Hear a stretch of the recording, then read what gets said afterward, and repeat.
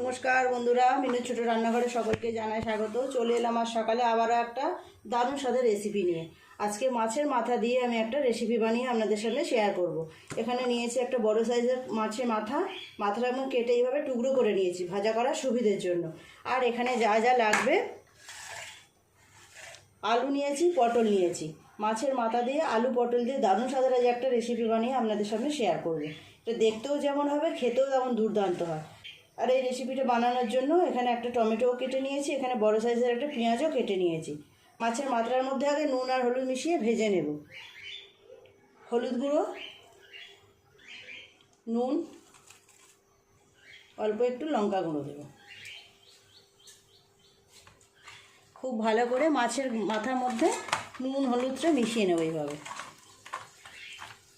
খুব কম মানুষই এইরকমভাবে রেসিপিটা বানিয়ে খেয়েছে আমি জানি, তো আপনাদের বলবো একবার অবশ্যই এইভাবে বানিয়ে খেয়ে দেখতে।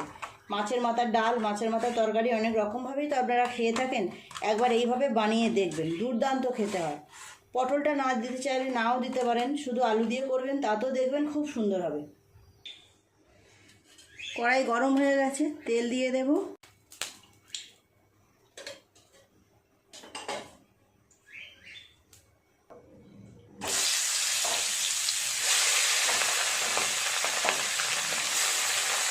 মাছের মাথাটা উল্টে পাল্টিয়ে ভালো করে নেড়ে চেড়ে ভেজে নেব।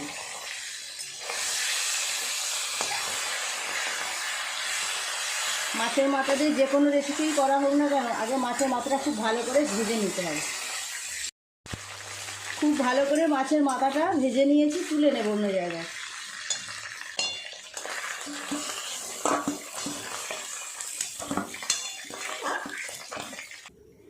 এই তেলে পটল আর আলুগুলো আগে ভালো করে ভেজে নেব।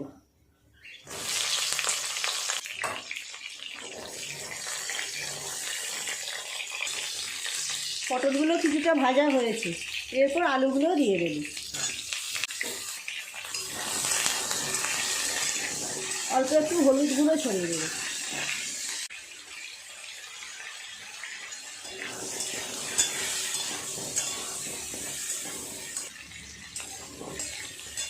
আলু পটল ভালোভাবে ভেজে নিয়েছি লাল লাল করে, তুলে নেব।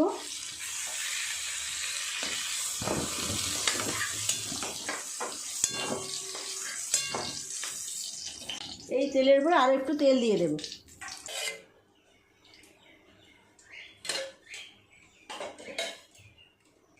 ফোড়নে দেব অল্প একটু গোটা জিরে, শুকনো লঙ্কা, তেজপাতা। দিয়ে দেব পেঁয়াজ কুচি।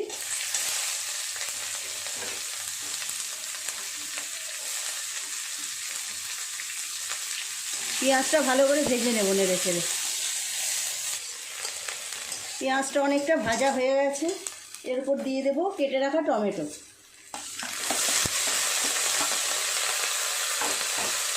টমেটো দিয়ে আর একটু ভালো করে নেড়ে চেড়ে ভেজে নেব সব কিছু।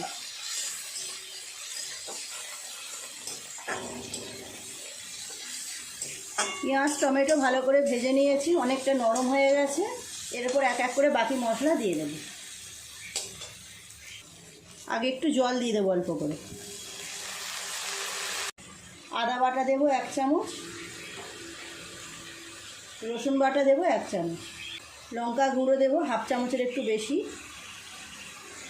লঙ্কাটা একটু বেশিই দিতে হবে, লঙ্কার ঝালটা টেনে নেবে মাছের মাথায়। দিয়ে দেবো ধনে আর জিরের গুঁড়ো 1/2 চামচ, হলুদ গুঁড়ো 1 চামচ, কাশ্মীরি লঙ্কা গুঁড়ো দেবো অল্প একটু, নুনটা দেবো স্বাদ মতো, 1 চামচ দেবো টক দই।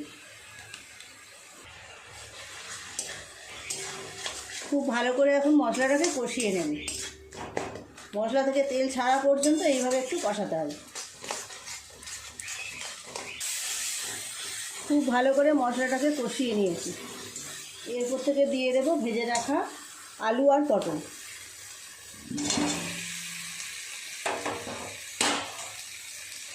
আলু পটল দিয়ে আরও ভালো করে একটু কষিয়ে নেব মশলার সাথে।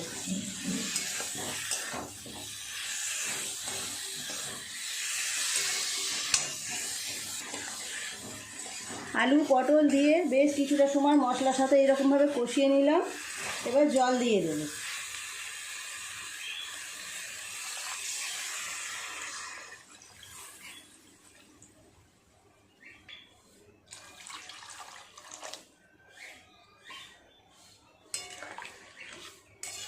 চাপা দিয়ে কিছুক্ষণ সিদ্ধ করে নেব আলু পটল, তাহলে খুব ভালোভাবে নরম হয়ে যাবে।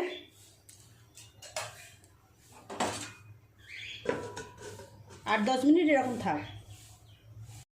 ঢাকাটা খুলে এবার দেখি কতটা সিদ্ধ হলো আলুগুলো। 10-12 মিনিট এইভাবে চাপা দিয়ে সিদ্ধ করেছি। আলু সিদ্ধ হয়ে গেছে। দিয়ে দেবো ভেজে রাখা মাছের মাথা।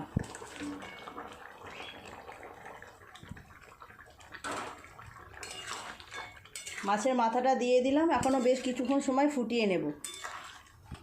ঝোলটাও আর একটু গাঢ় হয়ে যাবে, ওই অবস্থায় নামিয়ে নেব। বন্ধুরা, মাছের মাথাগুলো দিয়ে খুব ভালো করে বেশ কিছুটা সময় ফুটিয়ে নিয়েছি। খুব সুন্দর টকবক করে সব ফুটছে। উপর থেকে একটু গরম মশলা বাটা দিয়ে নামিয়ে নেব।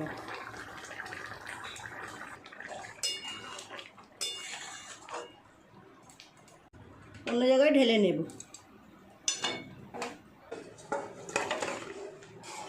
দারুণ সুন্দর স্বাদ হয় এরকমভাবে মাছের মাথা দিয়ে ডালনা করলে। কেমন দেখতে হয়েছে দেখুন বন্ধুরা, দারুণ সুন্দর খেতে হয় এইভাবে মাছের মাথার ডালনা। আজকের রেসিপিটা কেমন লাগলো বন্ধুরা কমেন্ট করে জানাবেন। ভালো লাগলে একটা লাইক করে দেবেন। আমার চ্যানেলটি এখনও পর্যন্ত যারা সাবস্ক্রাইব করেনি প্লিজ আমার চ্যানেলটি সাবস্ক্রাইব করে পাশে থাকা বেল ঘন্টিটা অবশ্যই ক্লিক করবেন। তাহলে যখনই আমি এরকম সুন্দর সুন্দর নতুন নতুন রেসিপি আপলোড করব সবার আগে তা আপনার নোটিফিকেশানে পৌঁছে যাবে। সবাই খুব ভালো থাকবেন। দেখা হচ্ছে পরের দিন নতুন কোনো রেসিপির সাথে। নমস্কার।